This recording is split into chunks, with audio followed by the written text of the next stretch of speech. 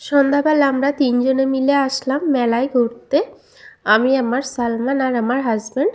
তো আমি আর আমার সালমান মিলে এই যে ড্রাগন ট্রেনটা এখন চড়বো।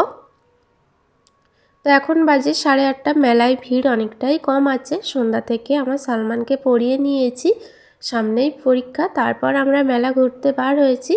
তারপরে আসলাম এই যে পার্ক মিকি মাউস, এখানে আসলাম। এখানে বেশ কিছুটা সময় কাটলো আমার সালমানের। তারপরে আমরা খেলাম পাঁপড় ভাজা।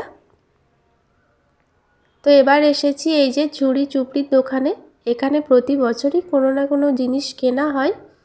তো এবার একটা লোহার কড়াই কিনবো। আর এই যে রুটি বেলাটা, এবার মেলায় এটা নতুন এসেছে, আগের মেলায় দেখিনি। তো এখান থেকে একটা কড়াই কিনে নিলাম।